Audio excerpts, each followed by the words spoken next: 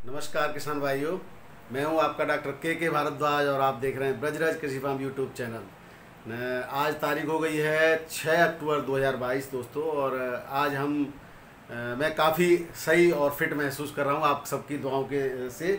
और आज आप लोगों ने सब लोगों ने मेरे लिए दुआ करी। एग्रीबडी अदैत के हमारे वैभव शर्मा जी हैं, उन्होंने भी हमसे जो है हमारी शुभकामनाएँ दी हैं। इसके बाद राजेश चौधरी हैं, विनय तिवारी, हरिओम जी, दिलीप कुमार गंगवार जी, इंजीनियर संजय यादव जी, बबलू वर्मा जी, आशीष सौरत, राहुल जादौन, बिनू समाधिया जी, रोहित सिंह जी सीतापुर से पूछ रहे हैं कि वहाँ बताया उन्होंने भारी बारिश हुई है। बलराम सिंह चौहान जी, नित्यानंद बेरा जी, आज आप सभी लोगों ने जो है हमें शुभकामनाएं दी। बहुत बहुत आपका धन्यवाद, बहुत बहुत आपका जो है आपके लिए तहे दिल से शुक्रिया। मैं काफ़ी ठीक महसूस कर रहा हूँ, लेकिन कुछ दिक्कतें हैं। आज फिर डॉक्टर के पास जाना है, तो एक छोटा सा दिक्कत है। कोई बात नहीं, आज हम आपके सवालों के भी जवाब देंगे, और दूसरा जिस तरह से साइक्लोन के द्वारा तबाही मचाई हुई है उस पर भी चर्चा करेंगे। तो आप लोगों ने ही बताया है, हमारे जो है नवीन कुमार जी ने भी पूछा है कुछ। तो जैसे जिस तरह से पूर्वी उत्तर प्रदेश में और फर्रुखाबाद ज़िले में बारिश तिरवा क्षेत्र में बुवाई हो गई थी, तो वहाँ पर बताया कि 20% नुकसान हो गया है। इसी तरह से मध्य प्रदेश के कई क्षेत्रों में भी बुवाई हो गई थी, वहाँ पर भी काफ़ी मात्रा में नुकसान हुआ है दोस्तों। तो इन किसानों के लिए हमारी संवेदनाएं, क्या करें, मौसम का से तो किसी की बस नहीं चलता ऊपर वाले के सामने। तो चलो हम पहले तो सबसे पहले आपकी बात ही कर लेते हैं। तो नवीन कुमार जी, आलू में बुवाई के समय क्या डालें? तो नवीन कुमार जी, मैंने एक वीडियो दिया हुआ है, सब इसके जो डिस्क्रिप्शन में मैं फिर से लिंक दे दूंगा, आप उस वीडियो को देख लें। वैसे उसमें मैंने जो है यूरिया के बारे में कहा है कि आप बेसल डोज में यूरिया दे सकते हैं। अगर आप बेसल डोज में यूरिया, मैं इस बार नहीं डालूंगा।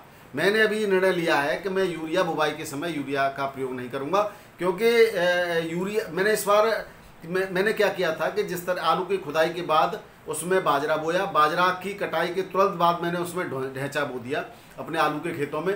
और ढैंचा के अंदर मैंने बताया कि जब उसमें गांठें पड़ गई, मैंने उखाड़ के देखा आराम से, जब उसमें गांठें पड़ गई थी तो मैंने उसकी अच्छी तरह से जुताई करवा दी। उसके बाद उसमें गोबर की खाद काफ़ी मात्रा में 5-7 टन प्रति एकड़ के हिसाब से गोबर की खाद डलवा करके, और उसमें मैंने एक तो मैं वेस्ट डिकम्पोजर मिलाता हूँ उसके अंदर, तो उसमें जो डलवाई थी उस समय वेस्ट डिकम्पोजर मिलाया था। और एक खेत में मैंने 2 एकड़ का एक खेत है, उसमें मैंने जो है ट्राइकोडर्मा जो है करीब 2 किलो ट्राइकोडर्मा प्रति एकड़ के हिसाब से मैंने गोबर में मिला के खेत में बंद कर दिया है, डाल दिया है। अब मैंने करीब 5-6 कुंटल गोबर को अलग से रखा हुआ है, जिसके अंदर मैंने 4-5 किलो ट्राइकोडर्मा मिला दिया है। धीरे धीरे मिलाऊंगा, अभी मैंने 2 किलो मिलाया है। उसमें मैंने क्या किया कि गुड़ को गर्म करके पानी के साथ और उसको ठंडा हो जाने के बाद उसमें ट्राइकोडर्मा मिलाया, और करीब 5 किलो गुड़ जो है मिला करके जो उसको घोल करके उसमें और ऊपर डाल दिया, उसको मैंने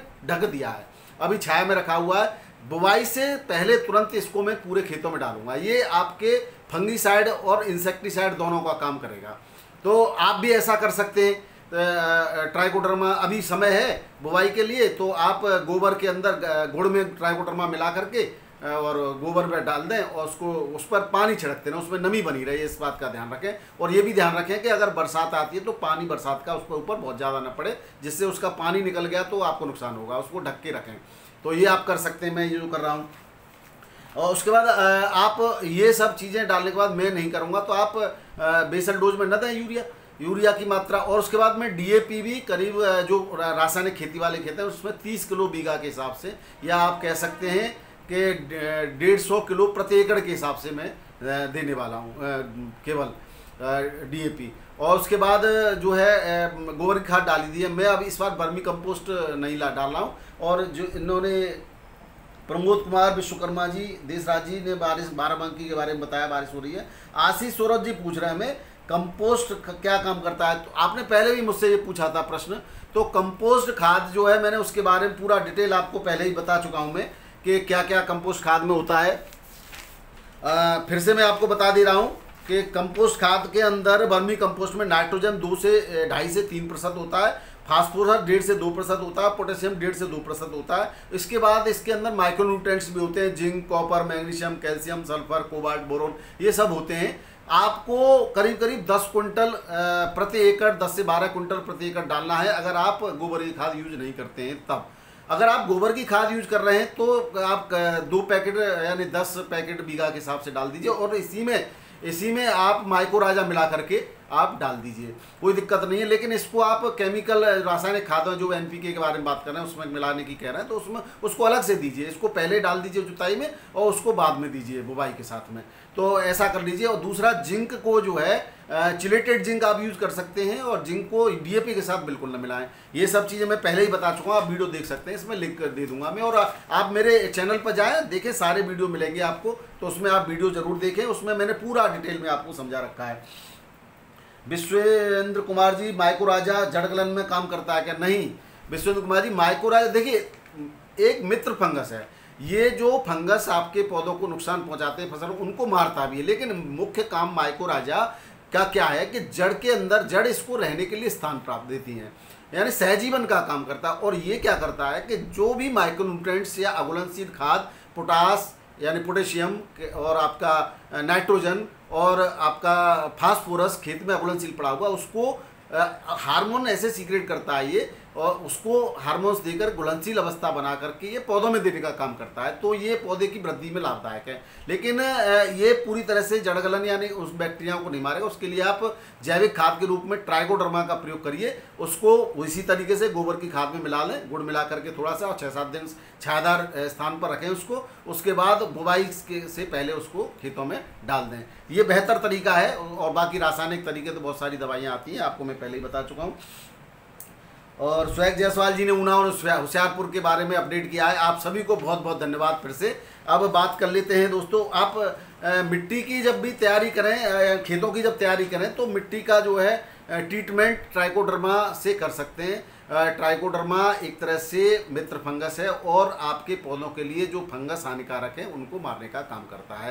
माइक्रोराजा सहजीवन का काम करता है, मैं बार बार बता चुका हूँ, आप मेरे चैनल पे और वीडियो को देख सकते हैं, उसमें मैंने पूरा डिटेल में बताया हुआ है।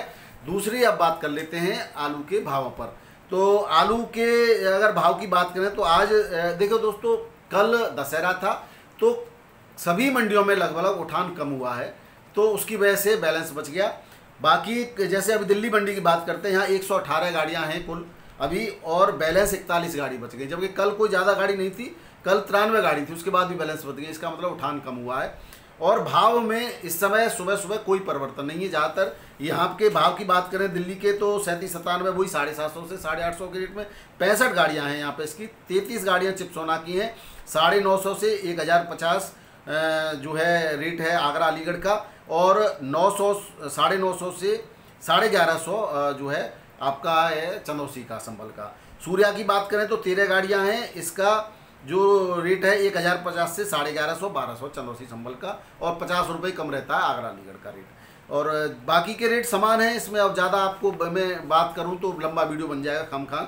और बाकी के हैदराबाद में मेट्टापालम मंडी की बात करें, कोयम्बटूर तमिलनाडु की, तो यहाँ पर ऊटी आलू 1900 से 2300 रुपये प्रति पैकेट। कोलार गोल्ड का जो आलू कोलार का आ रहा है यहाँ पे 1250 से 1350, और डिम्बम का 1100 से 1450, हसन का 1000 से 1300, आगरा का 1000 से 1100, गुजरात का 850 से 1100, लगभग समान रेट है। इंदौर का 800 से 900 रुपये पैकेट के रेट से बिक रहा है। चेन्नई में 22 से 2400 रुपये कुंतल की रेट है। हैदराबाद में 1200 से 2600 रुपये कुंतल की रेट हैं। अब बात करें कर्नाटक की, तो कर्नाटक में कोई 2400 से 2600 रुपये कुंटल के रेट से आलू बिक रहा है यशवंतपुर मंडी में, और बेंगलोर मंडी में बिक रहा है 2200 से 2400 रुपये कुंटल। चिकमंगलुरु का आलू जो बिक रहा है वो 2600-2700 रुपये कुंटल, नया आलू है ये चिकमंगलुरु का। आसाम की बात करें, गुवाहाटी में 2100 से 2200-2300 रुपये तक है आलू का जो रेट है असम में। पश्चिम बंगाल की बात करें तो यहाँ पर भी कोई परिवर्तन नहीं है। इंदौर की बात करें तो यहाँ ज्योति आलू 1400 से 1600 रुपये कुंटल, चिप्सोन आलू 1500 से 1700 रुपये कुंटल, एक्स्ट्रा सुपर आलू 1800 रुपये कुंटल, पुखराज 1300 से 1400, और LR 1200 से 1400 रुपये कुंटल के रेट से बिक रहा है। सागर के अंदर 1400 से 1900 रुपये कुंटल के रेट हैं। पश्चिम बंगाल में कोई ज़्यादा परिवर्तन नहीं है, समान रेटों से आलू चल रहा है। अब बात महाराष्ट्र की करें तो महाराष्ट्र की मुंबई में गुजरात का आलू जो आता है ये एक प्रोसेसिंग वाला आलू है, जिसकी रेट मैं बता रहा हूँ अभी 2100 से 2800 रुपये। लॉकर एमपी का 2000 से 2400, एलआर एमपी का 2000 से 2300, ज्योति एमपी का 2000 से 2200।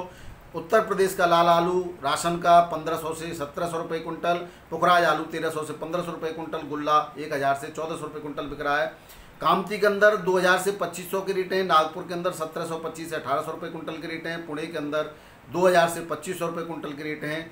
उड़ीसा की बात करें तो केशवपुर में 1900 से 2200 रुपये कुंटल की रेट है। हिंदौल में 2500 से 2600।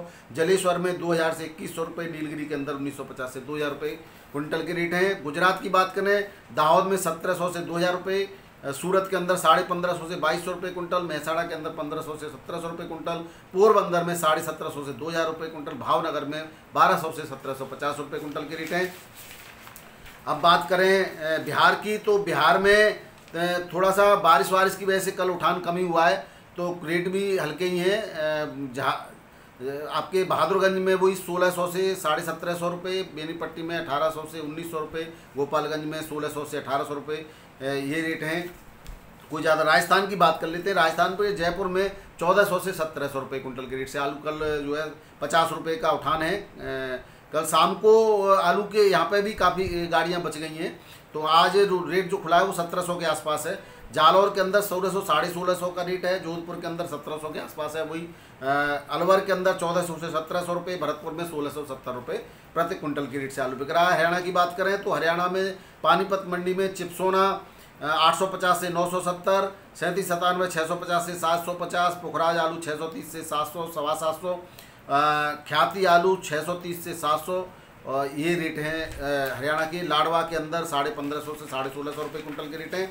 अब बात करें उत्तर प्रदेश की, तो उत्तर प्रदेश की कानपुर मंडी में कल कोई ज़्यादा रेटों में कोई परिवर्तन नहीं है।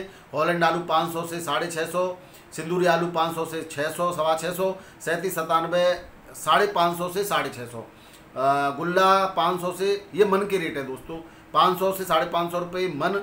और हाइब्रिड आलू 450 से 550 रुपये मन।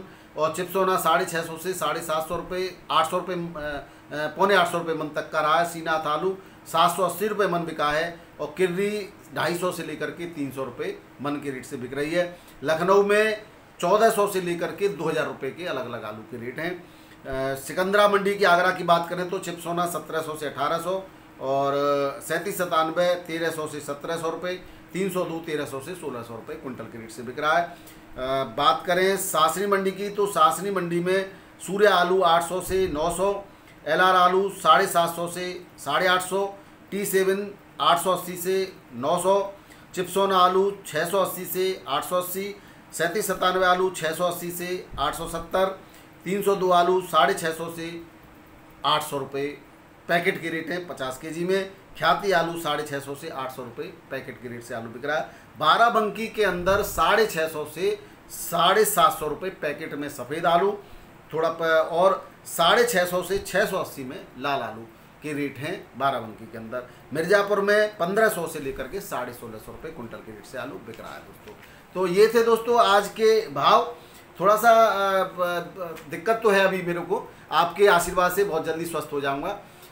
इसी के साथ बहुत बहुत धन्यवाद वीडियो देखने के लिए। नमस्कार, आदाब, सत श्री अकाल। दूसरी एक और बात कर लेता हूँ मैं थोड़ा सा, जो साइक्लोन है उसका जो असर है अभी और रहने वाला है, तो अभी जहाँ पर धूप खिल गई है वहाँ पर किसान जल्दबाजी न करें, थोड़ा सा इंतज़ार ज़रूर करें, क्योंकि ये नुकसान जो है, बीज महंगा आता है, आपको नुकसान होता है, हमें दुख होता है और हम कुछ कर नहीं सकते। आपको सूचना अपडेट करा सकते हैं। अगले 48 घंटे अभी और 48 क्या 2 दिन 3 दिन मानो, अभी 3 दिन अभी आपका खतरा मंडरा रहा है, क्योंकि अभी ये आगे बढ़ रहा है, फिर ये लौटेगा।